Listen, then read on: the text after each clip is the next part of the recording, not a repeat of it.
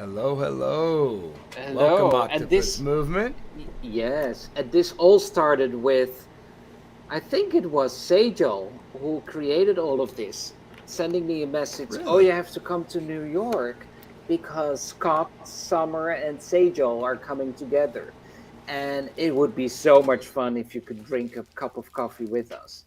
And unfortunately, I'm in Europe, and I cannot just jump in the train and go to New York and be there. So I said, you guys should come to Nonlinear Shenanigans with guests, and then we can hang out together.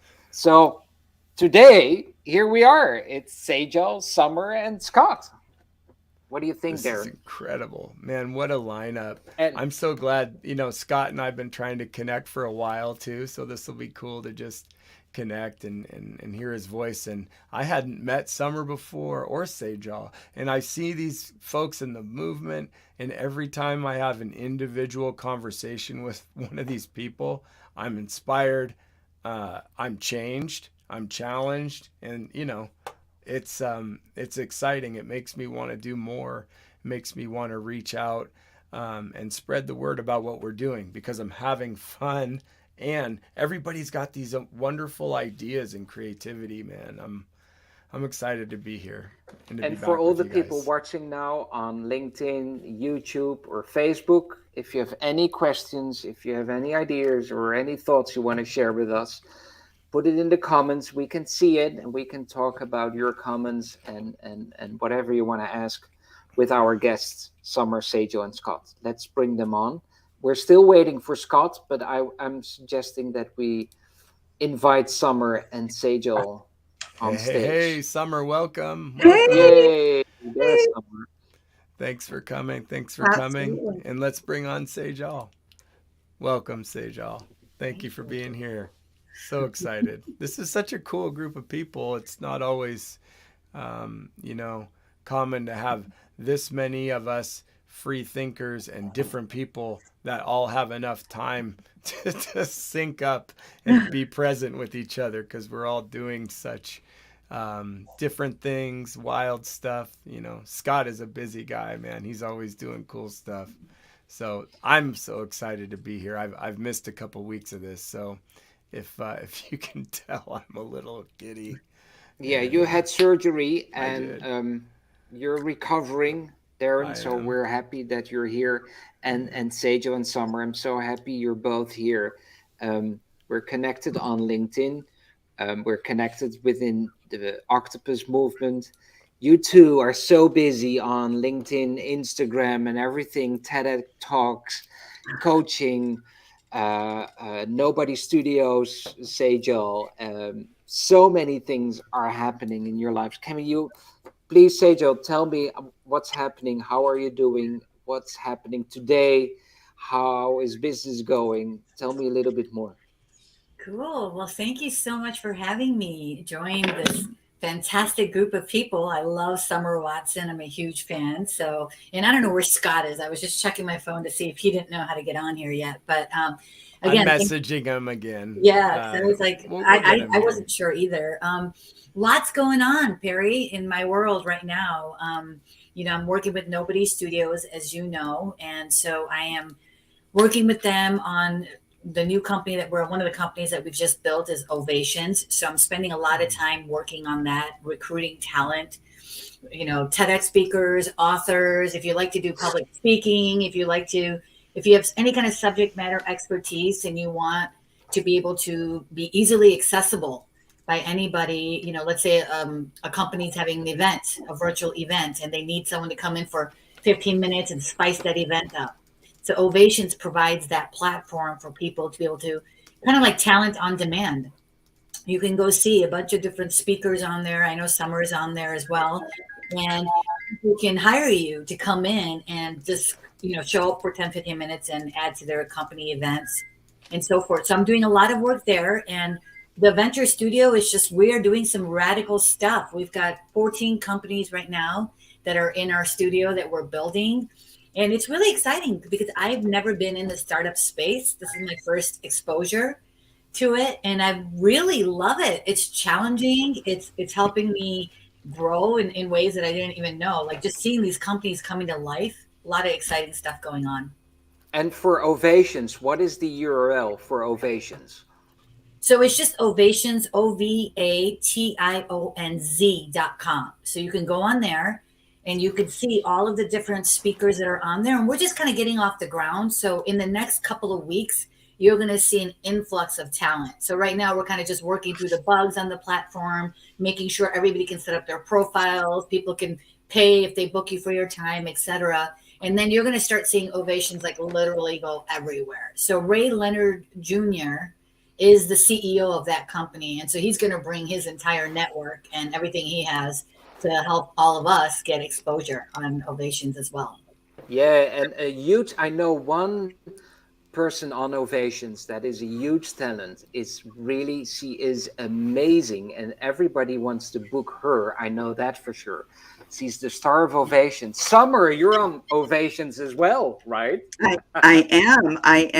I am honored to be on Ovations as well. So I'm on Ovations. I actually am doing similar things to Sejal in relation to recruiting and helping support the platform. I love what the platform offers in regards to it being a talent marketplace. It goes beyond a speakers bureau. So we're really, it's just an incredible space to be in. So right now, there are different things going on in the background too, where we're working on some other things that might be applied to the platform. So I'm really excited about that and being able to work with Ray on that. And so it's exciting. And as a matter of fact, Ray and I and a couple of other people are looking at having a conference in October in San Diego, which is really exciting as well. So I am a doctor of psychology, a coach, a podcaster, a live show host, an author, a webinar host, there's so many things that I do that, yes, we're all very excited and busy and doing lots of different things. And I love to diversify what I do. And I also love to produce. So Wow. that's me in a Here nutshell. we go. This is nonlinear people here all together, and Yeah. there's Scott Payson as well. Hi, Scott. You made it. Hello. I Hey, am. Thank you Scott. for your patience with me. I was having some technical difficulties with a certain streaming platform that wasn't letting me get through the door. But I'm here. Yay! That's such a good news. And have you already heard of Ovations, Scott? I think I may have heard a word or two about that. I know several people, one of whom just spoke, actually two of whom just spoke, who have been in some gorgeous ads featuring Ovations. And I've seen some social media marketing on it. I know what it is, and it is something that those who are associated with it should be proud of. Exactly. How are you doing, Scott? Hey, I'm with my homies here. I'm doing well, thank you. How are you? Well, I was just in Greece and I was thinking about you, Scott. Why is that? And I was thinking about you too. Talk to me. Tell me Really? something mythological you saw. Well, I was scuba diving and on a boat and meeting non-linear thinkers in Greece. So I wasn't really into the agent stuff in Greece, but I had to think about you. I was walking there like, oh, Scott, this is your territory. Look, Poseidon was a Greek god of the sea. I'm sure he was around you making sure that everything was going to be all right. I hope so. I want to thank you all for being here. I think it's so cool that you all decided to join me. And we're not in New York, unfortunately, in real life drinking coffee together, but this is also a bit like drinking coffee. I just made a list because you're all podcasters. You're all public speakers. You're all doing everything. You're all amazing. You're all building companies. You're all coaches. You're all very bright and you have so many ideas. So I thought, let's create a little game here. I say a word and I want your response. And let's go non-linear style. And you can say pass, not for me, or you can say just one word or a sentence or whatnot.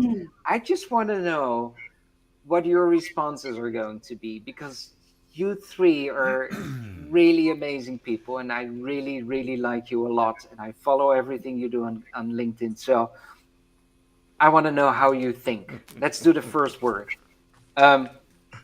Since Scott is smiling the most, he will start.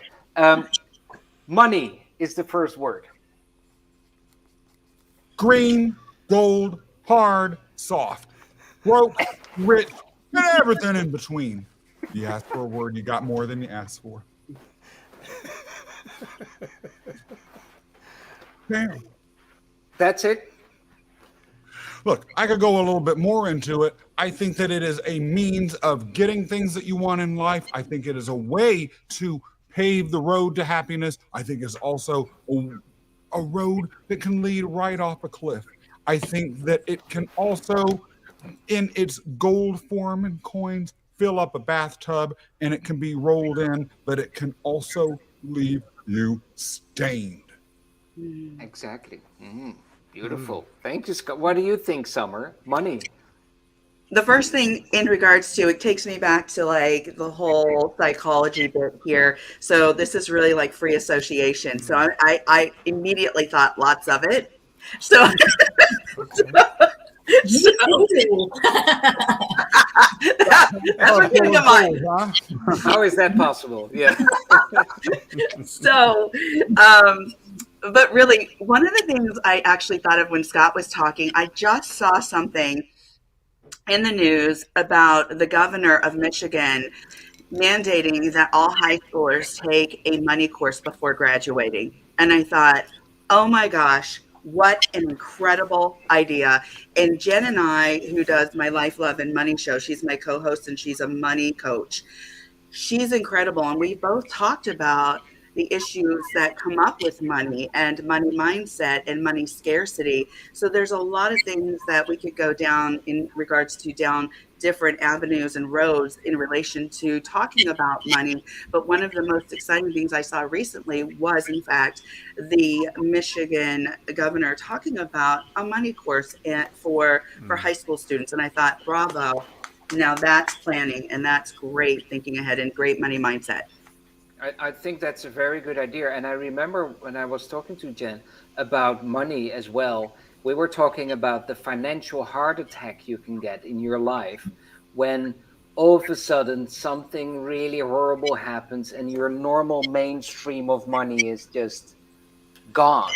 Yeah. And you're devastated, and then holy shit, what to do? And I agree. What do we learn about money is the only thing we really learn about money is that you need a lot and it's never enough and it's very important. Well, I would have to respond to that because there is something called money DNA, right? And that's where do we pick up those thoughts and conditioning about money? And how then how does that guide our life? And then how can we change that mindset and that conditioning? So anyway, I'll stop there. Sejal, what do you think with money? What's your... Well, I've been thinking a lot about money these past few weeks because I am trying to find a way to buy a house right now. And so money has been on my mind more than like usual because money has never been a big motivator for me in my life. I'm more motivated by passion and doing good for the world. So money hasn't been something I've chased. But now when I'm looking to buy a house and I can't get what I want or can't get a loan because I'm a solopreneur and my income fluctuates month to month. And now it's like I'm being defined by the amount of money that I have, which is something that really is restrictive. And I don't like that feeling because I don't use that to define me, but everybody else is doing that when they're looking at my tax returns and what's on paper as a way of valuing my net worth or how linear. It's really frustrating, honestly, Perry. It's very frustrating because I'm like everybody on this panel here. You know, we're all hard workers. We're hustling. We're working hard. We've made good decisions. We're all of us are following our passion. We are making a difference in the world. We're helping people, and yet, I'm looking at like a house I went and looked at today. This is the Bay Area that I live in, right? Where I saw a house and I'm making an offer on it, but it's like $515,000 for a condo. which is going to be smaller than the place that I'm living in right now, but I'm renting right now. And I'm like, if I take 515,000 anywhere else, I can have like a mansion in Chicago somewhere where I can have like a backyard with 4 bedrooms and the storage and all this stuff. And I'm going to be getting a 2-bedroom condo for 500,000. It blows my mind when I think about that. I'm like, And Sejal, I just came back from Greece. mm-hmm. For that amount of money, oh my God, you can buy a villa on a beautiful ocean view point in Greece. It's amazing, right? Yeah. Lovely. And what is this with nonlinear thinkers? You all think that we like to change the world. We want to create something interesting. We're not there for the money. What is that? Why do we all have that? I think all of us in the room are not money driven. We love money. Is there? No, we don't hate money. I love to go to Paris every other weekend and just to go out for lunch there. I don't mind, but it's not the biggest thing in our lives, right? We all have that in common. Why do you think that is? What's that for you, Summer? Was that the case earlier in life and that changed, or has it never been really your pure motivation in life, chasing money? I think there's a lot of variables that add to that. That's such a good question. So Perry, aka Dr. Octopus, I think that conditioning, the era that we grew up, I grew up in the 80s. So of course, women were trying to break that glass ceiling, trying to have that big corner office, the glass windows. We wanted to be at the top level. And we were conditioned by, the media, social media, not the same way as social media is today, but magazines, by TV, by movies. The things that I watched were like Baby Boom and Working Girl. And those things I wanted to aspire to. And so, plus part of that breaking that glass ceiling was having a place at the table, having our voice heard, having choices. So it wasn't just solely about money, but where we went, where we're focused towards, especially in the 80s, we saw big cars. Everything was big houses, lots of money. So that was one of the drivers, but it wasn't always the sole driver. And I really had to get clear with my own values about what was my driver, what was the base for what I was doing in my passion. And it always came back to helping others, supporting others, being a conduit to inspire and lift others up. And so, Scott knows my story. Sejal knows my story. They know that, I had a bit of law school. I went to a bit of law school and knew that it wasn't for me. And so what I did was, hey, I thought that just is taking away from my spirit. So what is it that I'm going to do that aligns with my spirit? But I really had to get clear about my own personal values and beliefs. And a lot of that came from my upbringing too, and being brought up by a single mom who said, you can do anything you want. You just need to put your mind to it. And she always laid the platform for a very safe environment to talk about and have these exchanges about anything, any topic, and to be really authentic and honest and transparent. And I think having that in my life made such a difference, because when I questioned my own values and my own choices, I had somebody to go to and really kind of discuss that, talk about it, and really just be able to go to somebody I trusted. So I think that all of that contributed to where I am today, and really helping me support the idea that I can have and do my passion and create my passion and also make a living wage at it. Yay. Way to go, Mom. Yay. Wow. Well, that's the end of the show, everybody. Thank you for watching. We will be back next week. Thank you, Summer. Sure. I would love to meet your mother. That sounds amazing. Yeah, she's amazing. That's inspiring, Yeah. I want to throw in a new word. I want to keep things going. Let's talk about relationships. What do you Sejal, you're the first one. Before we move on, I didn't get a chance to talk, and you didn't tell us what you thought about money. Yeah, what's going on? Okay, So, okay. We're hold on. I'll go quick. I'm going to go quick. Steve Kent, thanks for your comment. I too have felt in my life that money is a tool. I've operated in that. I've had it and lost it a few dozen times. Right now I'm recovering from an injury. So I'm coming from the place of I don't have income. To be honest with the whole crowd here, the difference between 44-year-old me and 20 or even 16-year-old me was I don't fear the lack of money. I don't have income. I don't have any prospect of it. But I do know it's a tool. I understand that money is a system also, and that I can play the game. There's also other ways around money. So there's ways through it. So to me, it's sort of I don't really think money's real, to be honest with you. To me, money is as much about, if you believe in time and money, well, that's fine. To me, they work here on Earth and in America or in certain places, but it's not a global idea that works. So I don't believe that money is what we need. Resources and inner resources combined, I think, are the way of the future coming forward, you know. Wow. And what can I say? What does money mean for me? Well, money is very linear for me. Money is energy. Money's interesting. Money is fascinating. It's both. Some people are saying, Perry, so are you against linear thinking? No, I'm not. It's the combination in linear and nonlinear thinking. So same with money. If it's all about the money, that's not a good thing.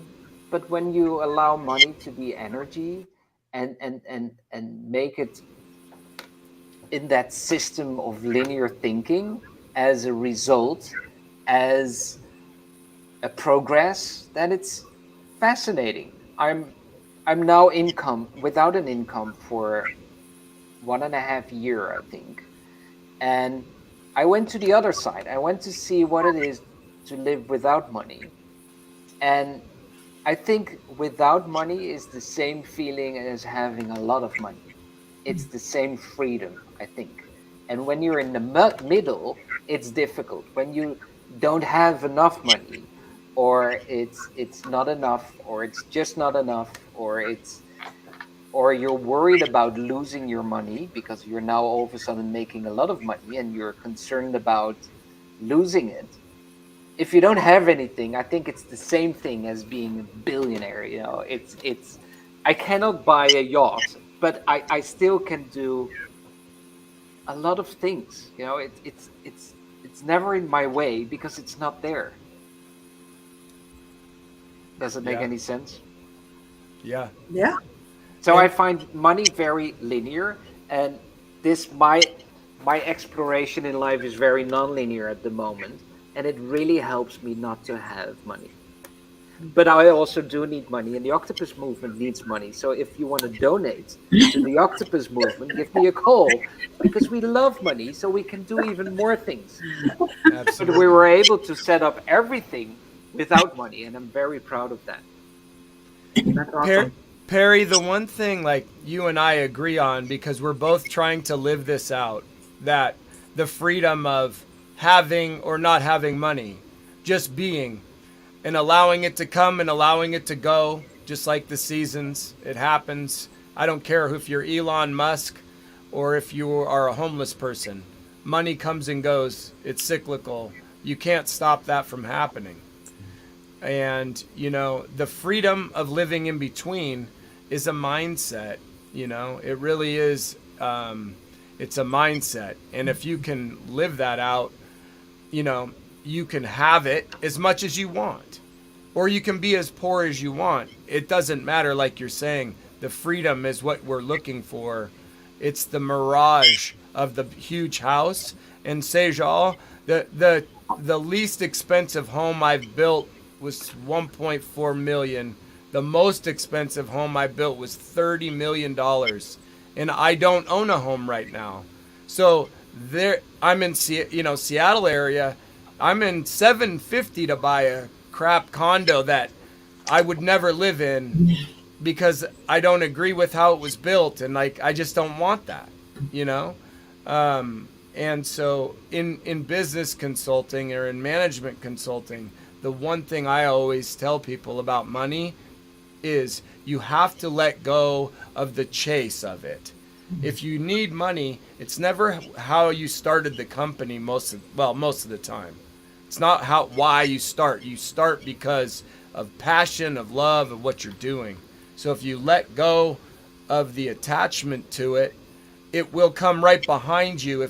So let's say all of us had a business and we're about to go bankrupt. What we have is 5 dynamic humans that can think our way out of anything. And if we go back to our intention of how we started and what we want, and just all go and do that, I have seen it time and time again, and I'm living it right now, to where I'm not working, yet I'm provided for. Like, it just does keep happening. And sometimes it comes by doing a crazy video for the Octopus movement, and you don't know what you're doing, but I'm doing it as passion. And what happens in the back door is people are coming going, hey, that was fun how you did that. Can you help me with this project? Or can you do this? And that's the beautiful thing Making about the connections, right? Letting go of the chase and attachment to it. On whatever side you believe about money, is just, if you can relinquish that, I think as an entrepreneur, it allows you to elevate your game and sleep at night. Most entrepreneurs I know have trouble sleeping at night when they have money problems. But that's when you need to sleep the most. That's when we need the most creativity. So to do that, it means we have to think about money in a peaceful, gentle way before bed, right? To reconcile our deficits and accounts. So when we wake up, we feel differently, you know? Here, here. Guys, I have a problem. I What's made a that? list just before the show. I can share this with you. Yeah. It's a whole list, right? We did one word, and Oh. it's 28 minutes now.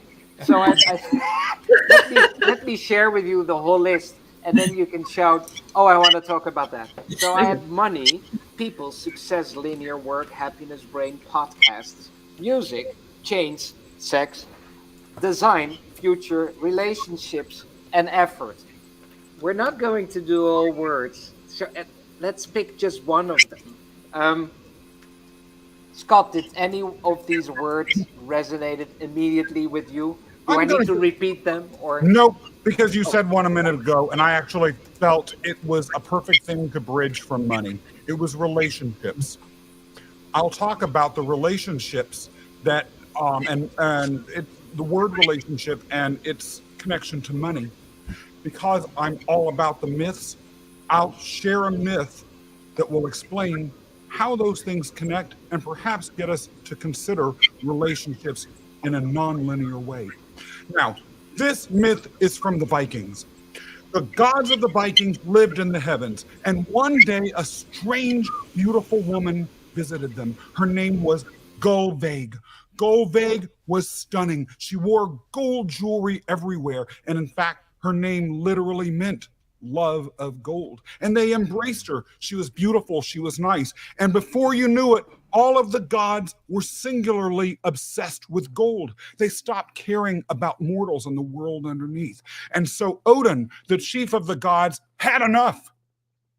He put Gullveig in chains in the middle of the garden of the gods, and he grabbed his spear and he waved it in the sky. And he said, it is time for us to seal Gullveig's fate. And they burned her alive. And 3 times she burnt to a crisp, and 3 times she arose again for the love of gold.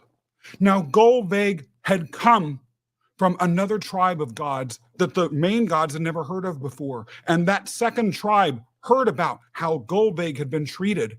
And the treatment of Goldvig was the beginning of a new set of relationships. It was a bad beginning. The second set of gods declared war against the first ones. The entire universe shook. Eventually, it came to a draw. But from that draw, yet a whole new era of the universe was begun. Because the relationship of these other gods, the gods of fertility, with the gods that the Vikings had worshipped, created a whole new system of humanity that united fertility, love, nature with the technology and the militarism that the old gods had represented. The relationship that the gods had with money changed. The relationship between love and money was severed. And one final thing happened. The gods of the Golveg's community and the new gods, to seal their peace, spat together in a vat. And out of that vat came the combination and the ultimate creation that resulted from this conflict between money and the gods, which was wisdom. Relationships are the font of wisdom. They are also the font of creativity. Wow. I have a sincere question for you.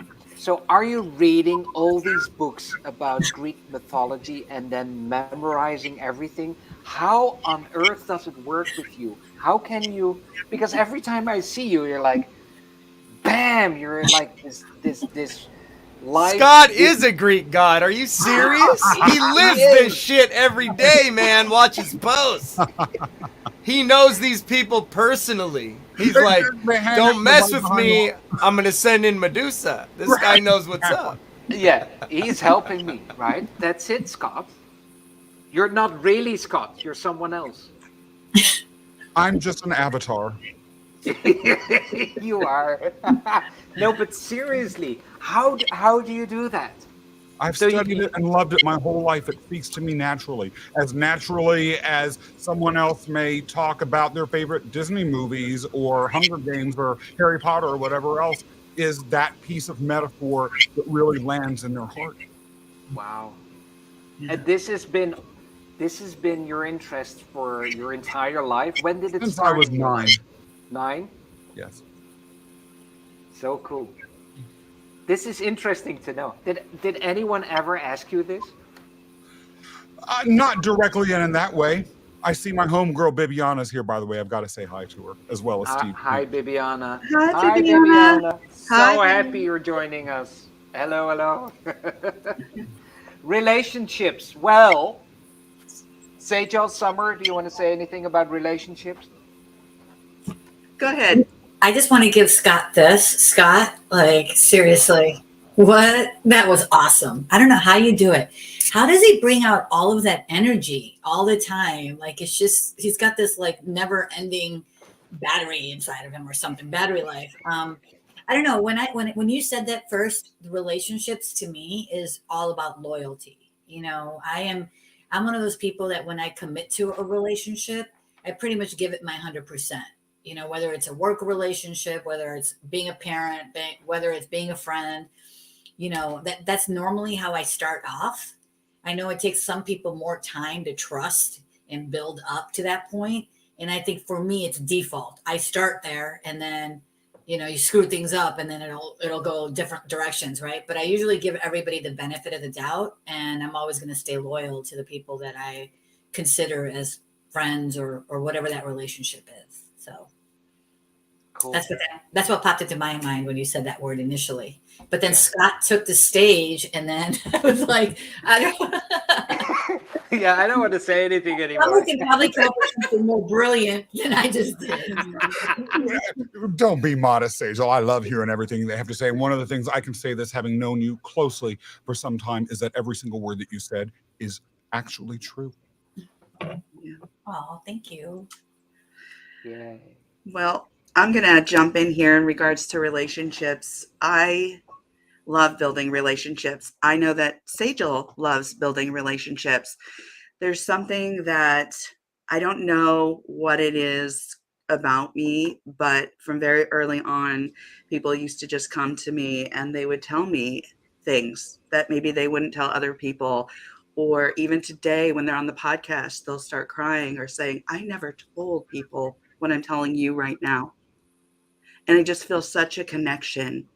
And I don't know if it's because I've been through some shit growing up, that just makes me open to, I want to hear what you have to say. I'm present. I'm going to be my most authentic self that I can be. Um, I grew up, just a little side note, having these goals like everybody else and having these wishes and dreams and having one parent who was very abusive, and then also having a medical issue from very early on and having a hole in my small intestine, which caused me to be septic and almost lose my life at 6 months of age.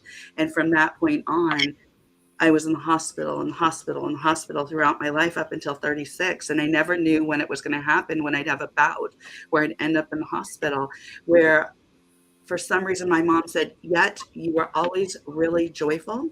Your presentation was such that you continued to smile. People just gravitated towards you. They absolutely loved you. And I just think that there's something innate in me that draws people, and I love people. I really do. And I love to lift them up and create these safe spaces like you're doing today, Perry and d-roo, creating these safe spaces for this exchange of really important and meaningful conversation. And I also think that is partly due to my mother modeling that for me, modeling that it's okay to be honest, to be, whether you're a linear, nonlinear thinker, it doesn't matter, but to be non-judgmental, to be honest, to be authentic, and create these safe spaces. So when it comes to building relationships, I think that's how we build them, is by creating these safe spaces that are inclusive. If you look at me, I'm also very diverse. I come from a very diverse background.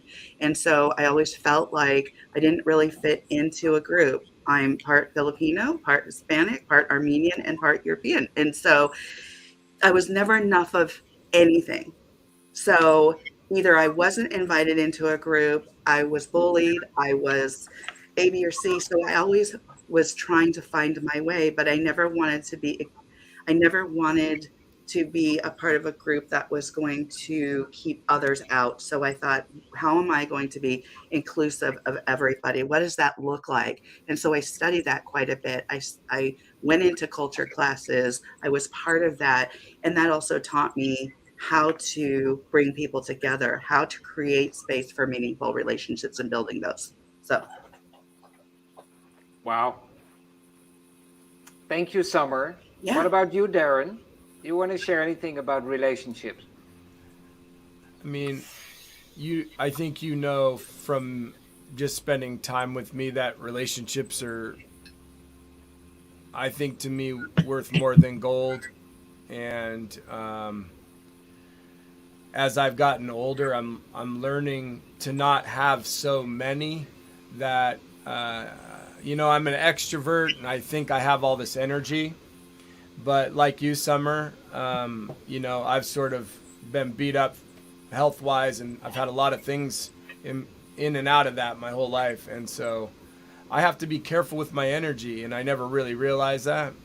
We kind of discussed the military stuff and being, it's sort of my dumb Marine side. And I don't mean that to demean myself, but there's a side of me that I say I can do anything mind over matter, and I hurt myself doing that. And what I need is to be around empathetic people that care for me and will look through and tell me when to stop. And during this last time, I just had a disc replacement in my neck, which is very painful. It's why my voice is a little short. And I'm going to tell you, Perry and I've been doing a lot of work together, trying to drive the bus. I've been very excited. But what's happened is he saw me lose energy, And what Perry said is basically in a loving way, just chill out and stop, and we'll see you on the other side, you know. And that actually made me cry, Barry. I didn't tell you that. I don't have enough people in my life that will tell me to stop. I have a lot of people that will bring me on because I'll open doors. I'll make it happen. I'll get the startup. But in then 2 years, I'm a little too much energy anymore. And so what I'm realizing is I have to find my people and find my tribe. I mean, physically, I'm finding my tribe. I'm going back to my First Nations reservation in Canada. As I've found those relationships, I've felt very more connected in a bigger sense to the earth and to other humans, not in like a racial thing, like I'm Indian and you're not, but like I'm learning the culture side of what it means to be a Native American man and that responsibility and what that means in relationships and like all of that stuff. It's you know, so to me relationships are huge. My wife and I have been together 24 and a half years, and we've almost been divorced a couple times. You know, I don't even know if that's a lot to brag about. 25 years. I think if you brought her in today, she's tired of it, and not tired of me, but just life's been hard. Another surgery, actually two surgeries in 6 months. She's picking up all the slack. But the relationship is she knows that I'll be back. And just like Perry says, hey, slow down, man. I know you'll be back. And that's, to me, the gold of the relationship that I missed at a young age. And like a huge amount of people on LinkedIn, followers, LinkedIn, whatever you call it. I can't keep track of anyone anymore. And I stopped. Now I have a few key people, and they have my phone number, and they call me. And like that's how I figure all this stuff out. I don't worry about social media. I self-care, and I worry about those 5, 6 key people. Are they healthy? Are they being healthy in social media? How can I love you, you know? And on the outside of that, I feel better, and I feel this huge connection across this earth, you know. Working with Barbara, you know, out of the Octopus movement, and then Rashmi, like we may be doing projects together, you know, to help those girls. And it's like that, those kind of relationships are what I've been looking for my whole life. And like the money, when I stopped looking, they just came, boom, boom, one And at a for time. you, Rashmi is in India, and she has a foundation, and she has saved in 9 years more than 30,000 girls from slavery and all kinds of horrible things, trafficking, other stuff. She is a beautiful Octopus member, and She's amazing. we're making these connections. We're building relationships between amazing people, and you're all here today. Of course, you're all Sejal, Summer, and Scott, very popular on LinkedIn, and you're being very successful. But that's not why you're here. You're here because we're connected, because we have a relationship, because I really, really, really, really, really like you all, and feel that there is a connection, and that's a true relationship for me. And I was able to create better relationships now because I understand myself better now as a nonlinear thinker. And before that, I was trying to fulfill all the expectations, and I was failing like hell. I'm divorced, and I lost a relationship, and I had a lot of fights in my life, and a lot of disagreements and whatnot. That changed. It changed because I changed, because I understand myself now so much better, and I can tell people, this is what I do, this is what I like, this is what I don't like. How does it work? And relationships are everything to me. That's why I'm creating the mycelium network of atypical thinkers worldwide. It's because of this relationship. And thank you all again for being here. means a lot to me, and it means a lot to connect with you, to talk about all these things, and then share that with others. Inspire others to connect, and to connect with us, and to connect with you, and to see what we're all doing, and we're all trying to create a better world. And yeah, we need to share about that. Um, Listen, we have 15 more minutes to go. I have the following idea. Summer, it's your turn. I will say the whole list again, and you select one word. Yeah, Okay. and I'm going to Okay. do it fast. Here we go.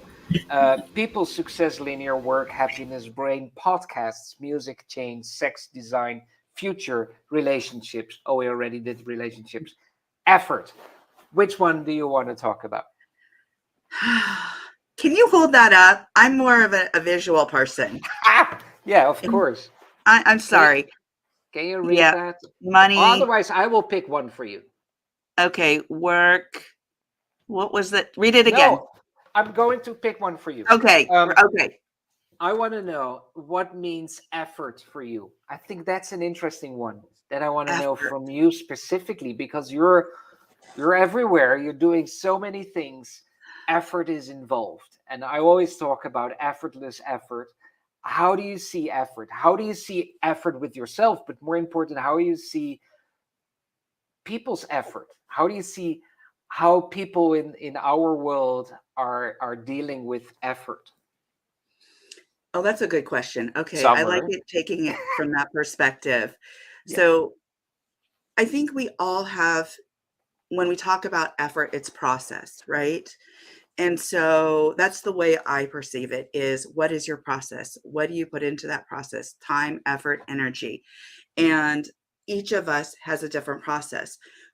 I call myself an evaluation and success coach. The reason being is because for years and years and years in the mental health field, I would sit down with somebody and I would evaluate them from a very broad perspective, because there's a lot of different variables that play a part in effort, how we do things, what our process looks like. It's not just being myopic or one thing. I hear a lot of people talking about one thing, mindset, da da da da da da da da. And yet there are multiple factors that contribute to our effort, to why we do what we do. And so when we have discussions like this, I look at and listen to Sejal's process, to Scott's process, to Perry's process, to Darren's process, because the way we do things and the way we perceive things is very different, because of upbringing, because of conditioning, because of lots of different things. So when I see what is motivating, what are the motivating factors for people, I don't just rush to judgment. I have to hear their story. I want to hear their story, because that gives me more of a bigger, broader idea of the why, the reasons, the motivating factors. And so when I talking about personally my own efforts or process, it's because of what I've been through. It's because of my passion. It's because of the influences in my life. It's because of those mentors. It's because of the connection that I have with people. That's why I put effort into everything I do, because it comes from passion. It comes from knowing my beliefs and my values. Just like you were mentioning earlier on, Perry, about just a moment ago, about your relationship and your marriage, and maybe why that ended, and having a better understanding of where you are today in relation to what's going to support the relationships in your life today. Just like Darren talked about earlier, about his relationship with his spouse, and also the number of people that he nurtures and has time for and wants to put into, because we have to know what our drivers are, our whys are. And I think once we know that, that's where we really get a better understanding of our effort, of our process. So Thank you. Sejal, what is your effort? How do you see effort? How do you see effort with others? Yeah, and the first thing that popped into my mind, because I'm not trying to overthink it, is that it's just I see a lot of lack of effort in our Yeah, world right me now. too. A Yeah, lot of I it. agree with you. People say, like, all these ambitious missions and purposes and goals and things, and the where I see it is like, okay, we're not putting the right effort into the right places. We're wasting a lot of effort on things that are not going to help solve some of the bigger, I say, elephants in the room that we're all staring at every day, but yet nobody's doing any or putting any effort into addressing why those elephants are in the room, rather than just, it's just so much wasted effort, lack of effort by people. And it's something it's a pet peeve of mine, because when I put my mind to something, I'm going to put my effort into it, and that just means showing up and doing the best that I can every day, right? That doesn't mean that I'm on 100% energy level like Scott all the time, because I just wish I had his energy, right? But he does, but whatever that means, whatever you show up as your best every day, and what to the goals that you have thought about. And I think the work that Summer does is fantastic, because a lot of people don't know. They haven't spent the time thinking about what is it that they're putting their effort into. I'm the perfect example. I was a litigator for a number of years until I had my son. And I knew right off the bat that that's not where I wanted to put my effort. But I did it because went to law school, had $100,000 in debt. I had to do it. This is what you do when you become an attorney. You do these. But I knew early on, like, this isn't right for me. I'm not a defense attorney. I'm a conflict resolution person. I want to help mediate and resolve conflict, not defend it or make excuses for it. So it just wasn't the right match. But I did it for a number of years. And then once I realized, like, and I knew all along, but then when my son was born, that became my why. And I knew I wanted to spend as much time as I could with him. And that's where I took the time to figure out where I wanted to put my effort. And it became very clear. And then everything I've done since that has been around just, being the best mother that I could for him, and making sure he has the life that maybe I didn't have for my parents when I was growing up. And so it became easier when you have just a very strong focus on where you want to go, and you put your effort towards that. It all comes together. Money, relationships, everything we've been talking about starts to come together, because now you're aligned. Your efforts are aligned with your heart, your spirit, your soul, your non-linear or linear mind, or whatever, right? But everything gets aligned. And when I think back to the past of how I wasn't living in that congruence, that I was living in incongruence, oh my God, it came out. I was a wreck. I was a total wreck back then. I really wasn't as powerful as I feel like that I am right now, because I'm in major alignment with where I want, where my heart is, my soul. So that's how I look at effort. Sejal, what's the difference in the effort then and now? It was living according to what other people's expectations were versus what my own expectations of myself and where I want to be. And that's the incongruence. Yeah. It's the same thing. Like, perfect example. I never rolled in those crowds with people that made tons of money. Never did. I had plenty of opportunity to do that, but it just wasn't something that I valued to that way. And so being around people that valued money in that way, and it's fine if you do, it just wasn't my thing.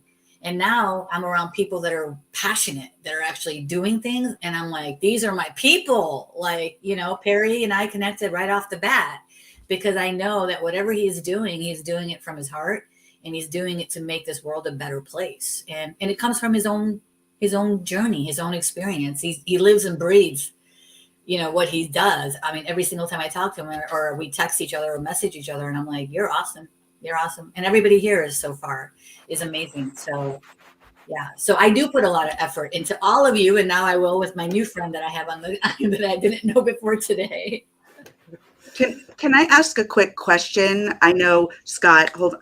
I just want to know, when we talk about, when you had mentioned, and Perry said, yeah, I agree with the people putting lack of effort into something, right? What if people, and having met with so many people on a one-to-one basis and in groups and in community, what if they don't know where to start?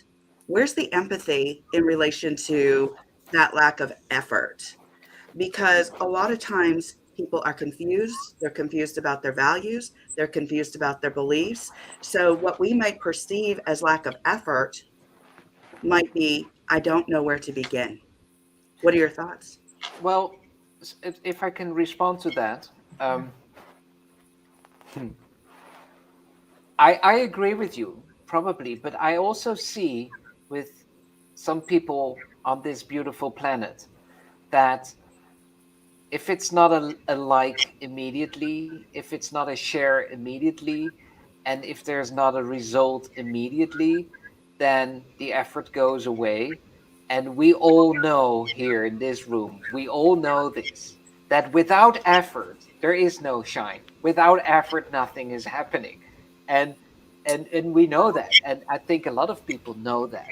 But we just I feel that we think we deserve more in life, generally speaking, always. And maybe we get a little bit frustrated by that. So if it's not coming to you immediately, then it doesn't feel right. And I wish people would understand better how to embrace and hug and love effort and be in that effortless effort wu wei. I always talk about wu wei. It's not about winning, it's about playing the game as beautifully as possible with a lot of passion in it. And then the rest will follow, right? And I just wish more people would see that, because then we're not in this rat race in effort and likes and you know, acknowledgement or whatever. That's how I see it, Summer. Does that answer your question? Because I do get frustrated from time to time, and I'm thinking, Yeah. Jesus, people, it takes a little bit effort to do this. I align. I just wanted to see, you know, when I put that question out there, how you would answer it, because, you know, sometimes we forget that people aren't exactly like us, you know, where we're focused. We have to put the effort in to get a result, and yet maybe they're just confused or at the beginning point or at their 2.0. So just was wondering, just was curious. Thank you. Thank you. Scott, what is the god of effort?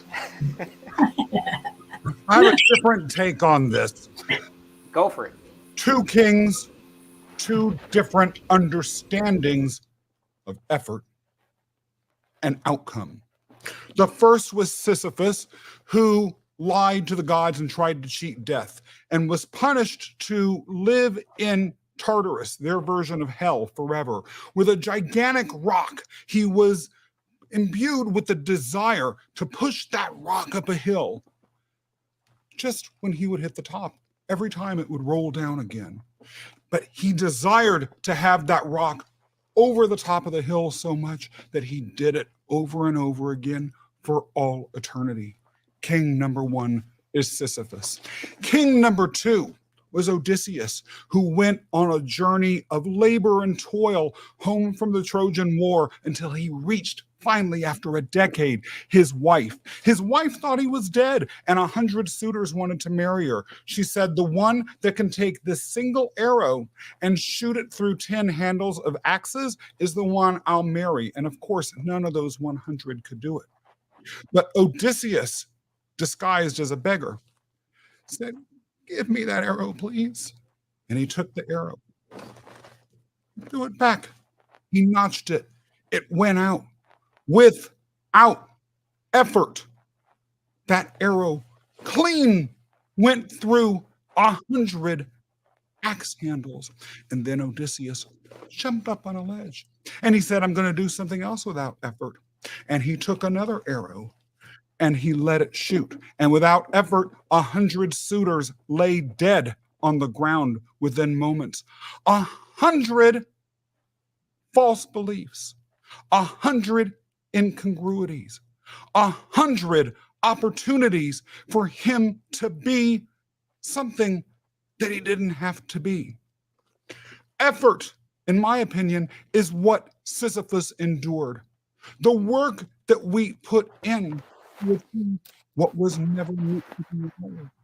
But when it truly is ours, the work that we put in to do it doesn't feel like effort. It feels like an arrow whooshing through the air, pointing and ultimately hitting freedom. Yay! Wow. Wow. You were the best storyteller. Oh my gosh. I was like, I want more. I just want to Just like publicly, that, eh? I want to Definitely, publicly man. love you, Scott. Those are amazing. You are But awesome. you all are awesome. Oh my This gosh. was a blast. We were so, I'm so thrilled that I got to spend those 4 days with Sejal and Scott in New York. I wish you could have been there, Perry. And now you, Dr. d-roo. We had so much fun learning about each other and just nurturing the relationship. And when we talk about relationship, boy, did we get an opportunity to learn more about each other and just to take a 15-mile bike ride around New York City. And that was an odyssey. Don't worry. There's more of those to come. Oh, As a carpenter said in another epic song, we've only just begun. welcome. We have to go to New York, Wow. Let's do it, man. I'm Darren. in. Let's do it. I'm in. If I could meet all you guys there, I would love it. Me too. I'm Me bringing a too. guitar or something. I love it. I love it. I want to know. So effort, Darren, myself, and then ask Sejal for a word. But the time is up. So I'm always very linear. An hour is Yeah. an hour. Are we saying we're continuing for another 10, 15 minutes, or are you saying no? I have other appointments. I want to know, how flexible are you guys? Let's vote. Everybody raise your hand to stay. If you want to stay. I would love to stay. If you have to go- time, Sejal? Do you have time? I have to, yeah, I have to go because something's going on in the other room and I'm trying to figure out what's going on. So amazing. Thank you so much. I love you Thank all. you. And I would love to do this again if we can. Yes, I'd love to do this Absolutely. again. Yeah. Yes, I have 5 more minutes. Bye, I have 4 Sejal. more minutes. Bye, Sejal. Well, she's gone. Okay. She's That's gone. it. Effort. It's an interesting topic, right? Darren, It is. what about effort for you? And you have For- 5 more minutes, Summer, right? And then we end the show. So, Darren, for- you can close the show with your take on effort. I would say I've learned how to do effort. I'm very good at it. I can go out and do the thing. It doesn't bother me to dig the hole or to go under the house or to do the difficult thing. So I think that part of effort is the one thing that as young people we have to get over. There's like a humility aspect of I'll do anything to be a part of it. As a 44-year-old, and I think about effort, now I know I don't have to put in a lot of effort if I will go into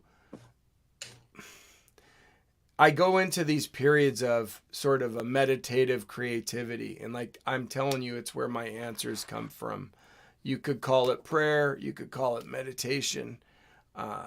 I'm really just spending time in silence in this studio. I turn my lights out.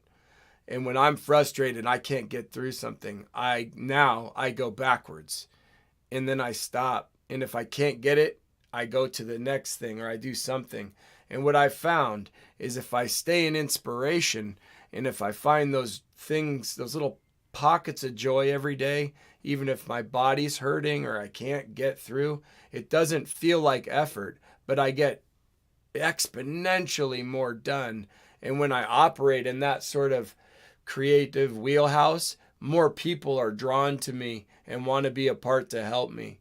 If I'm the guy that's digging the hole, I'll get it done by sundown. I'll do the job. I don't care. I'll break a finger and I'll keep going. But I'm really done with that. I don't think that's necessary. There's enough of us people on earth to, if we all had wu wei, right, or neutrality towards just our own ideas, right? And I see Scott, my neighbor, and he's like, shit, man, I need this hole dug, man. I have a problem. Like, I'd be like, let me get my kids, man. Let me get my family, and then we can all have dinner together instead of him being out till midnight. And I spent my life being the guy till midnight. And I've had partners. I'm not saying I've done everything alone. I'm saying I've done it to myself, though. I keep driving. And to me, on the outside of it is inspiration and purpose and joy gives me the ability to operate in love. So my effort looks way different. It looks like chaos to a lot of people. It looks like sometimes like I'm doing nothing. But then if you step back in a 3-year period, I'm doing way more with way less. My physical ability in this last year and a half has been almost nothing. I lost the full mobility in my right arm. I'm right-handed, yet I have a whole studio. I'm still creating music, and even though I can't use the hands I'm used to and the thing, I just go to the next instrument. I'll just learn something else. And the reason I'm doing that is because I spend time with people like you, Perry. And in those evening hours, if I feel like shit and we're goofing around, and you're like, I gotta go to bed, it's 2 a.m. your time or whatever, right? I'm like, man, that was fun. And it then makes me want to turn around and go plug into some gear here and punch some buttons and make some noise. And whether that does anything in the inspiration of the conversation and the music, like that's where the ideas come from to make the next jump with the Octopus movement, to duplicate our people, to get money in the door, to do all the things. Those things come naturally to people like I know to us four. If we're honest, if we stop driving, like it comes to us like that. And I just like the stories, Scott, the beautiful outpouring of stories and how rich they are. They're right at the top of your cup.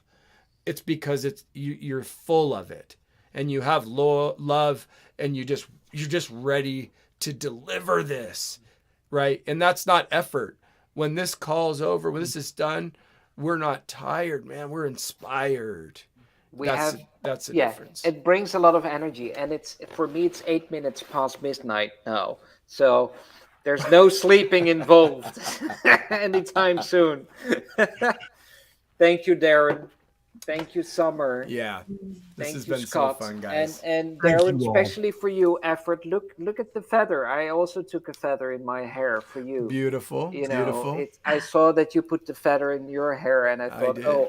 I have a pigeon feather here, like because in the Netherlands we don't have any cool birds that we can use as a beautiful feather. So this is a pigeon feather. I love it. This is my bald eagle healing feather. I brought to surgery. I just wear it around so my neighbors know I'm nuts, and